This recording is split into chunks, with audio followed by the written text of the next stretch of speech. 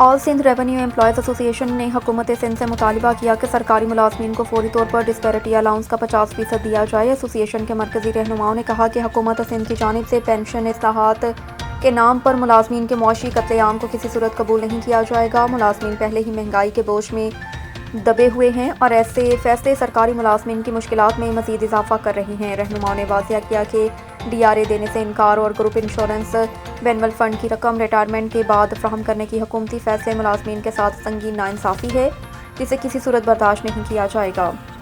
Association के मुताबिक अगर हुकूमत सिंध ने मुलाजमीन के जायज़ मुतालबात फौरी तौर पर मंजूर ना किए तो ऑल पाक सिंध रेवेन्यू एम्प्लॉयज़ एसोसिएशन एहतजाजी तहरीक शुरू करेगी और एहतजाज का दायरा कार सिंध भर में वसी किया जाएगा। मैं ये समझता हूँ कि 1947 में जब हमारा खूबसूरत पाकिस्तान आज़ाद हुआ था तो कायदे आज़म ने ये इस्लामी जमहूरिया पाकिस्तान के नाम पे ये मुल्क हमको अल्लाह की तरफ से इनायत किया गया था। लेकिन बर्रे सगीर की जो सूरत हाल पहले रही है कि जिस तरह अंग्रेज हम पे मुसल्लत रहे हैं, सदियों उन्होंने गुजारी, 100 साल तकरीबन गुजारे थे, मुसल्लत रहे थे और हमारा माशी कत्ल भी करते रहते, हमें गुलामी की तरफ भी उन्होंने ढकेल दिया था। आज सिंध हुकूमत उसी तर्ज अमल पे चल रही है और मुझे ऐसा ही लगता है, फीलिंग्स यही है कि आने वाले फ्यूचर में हम ये देखेंगे कि हम वही पुराने जो 100 साल पहले जो हमारा हाल था, हम उसी तरह ये गुलामी की जिंदगी गुजारेंगे। एक रिटायर्ड जब 60 साल का आदमी होता है तो उसके बाद उसको जो पेंशन मिलती है उससे वो बेचारा अपने मेडिकल के अखराजात बर्दाश्त करता है, अपनी बच्ची की शादी करता है या अपना घर बनाता है। ये तीन एक ख्वाब उसके पास होते हैं कि मैं अपनी बेटी की शादी करूंगा या फिर मैं अपना घर बनाऊंगा या अपनी बीमारी पे खर्च करूंगा। तो मेरे भाई अब वो भी आप हमसे छीन लोगे तो उसके बाद ये मुलाजमीन जो आपके सामने यहाँ बैठे जिनकी 40 साल सर्विस हो गई है, 59 साल इन्होंने उम्र है इनकी, तो अब ये बताइए मुझे कि रिटायरमेंट के बाद अगर इनको पैसा ना मिले और पैसा ऐसा मिले कि खैरात जिस तरह दी जाती है इस तरह का अगर पैसा मिले तो हमें नामंजूर है ये चीज।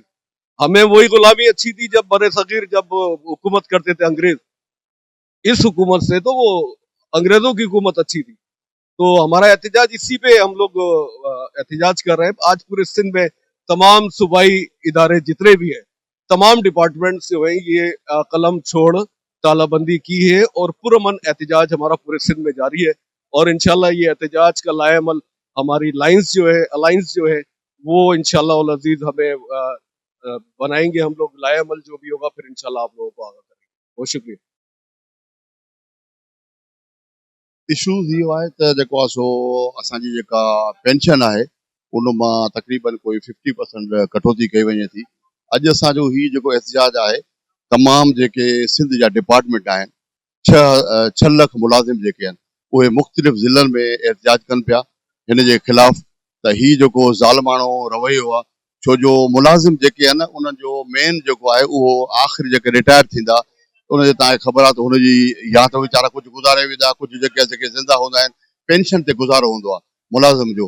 त अॻु में जेको मुलाज़िम सपोज़ हीअं रिटायर थिए पियो, ₹1,00,000 खणे पियो, उहो हाणे 50,000 रुपया खणंदो। एॾो वॾो फ़र्क़ु पवंदो। उनखां पोइ जॾहिं माण्हू ओल्ड एज में अचे थो तव्हांखे ख़बर आहे हुनखे बीमारियूं वधी वेंदियूं आहिनि। त हीउ जेको गवर्नमेंट ज़ुल्म करे पई, असां हुनजे ख़िलाफ़ वेठा आहियूं त हीउ ज़ुल्म बंदि कयो वञे। ऐं उनखां पोइ तव्हां ॾिसो पिया त सिर्फ़ु मुलाज़िमनि सां ई नाइंसाफ़ी आहे। हींअर तव्हां सां ताज़ो ॾिठो हूंदो असांजा जेके MPAs आहिनि उन्हनि जूं पघारूं 1.5 लख मां 6 लख 4 लख कई हुयूं ऐं उनखां पोइ MNAs जेके आहिनि उन जूं पघारूं जेके आहिनि जेके 4 लख मां 10 लख रुपया कयूं। हिननि जा पेट भरणा कोन्हनि। ऐं वफ़ाक़ गवर्नमेंट खे ऐं सिंध गवर्नमेंट खे इहो असीं चेताव ॾियूं था असां मरण घड़ी ताईं हिते गॾु वेठा आहियूं ऐं सिंध जूं ऑफिसूं जेके आहिनि जेसि ताईं कोन खुलंदियूं जेसि ताईं हीउ तव्हांजो पंहिंजो जेको आहे सो हीउ वापसि फ़ैसिलो न वठंदा। महिरबानी। अॼोको असांजो ही टोकन एहतजाज आहे। हुन खां पोइ असांजो मरकज़ी अॻवान सैयद सरदार अली शाह कुझु टाइम राति अची विया आहिनि जेको आहे सो उहे अचनि पिया। बाक़ी जेको असांजा हींअर ग्रैंड अलायंस जेको थियो सॼी सिंध जा जेके एम्प्लॉइज़ वेठा हुया उन में इनशाला जेको आहे असां लाएअमल ठाहींदासीं अॼु जेको आहे सो नेक्स्ट छा करिणो आहे। महिरबानी। बिस्मिल्लाहिर्रहमानिर्रहीम। पहिरीं तव्हांजी महिरबानी जो तव्हां असांजो आवाज़ु उथारियो पिया, तव्हांजा लख एहसान सां ते।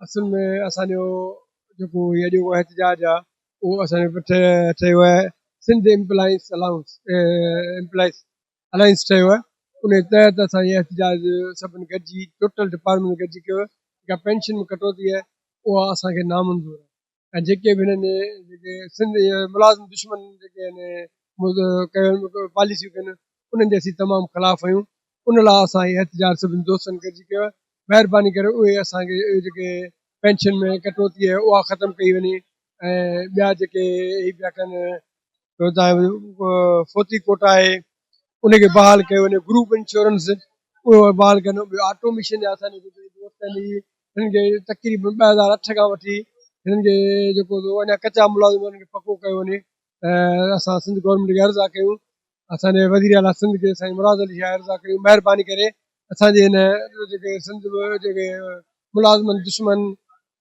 जेके पॉलिसियूं उन्हनि खे जेको सो गैर नज़र में रखी ऐं असांखे जेको सो कुझु माना असांजी पोइवारी कई वञे त महिरबानी थींदी महिरबानी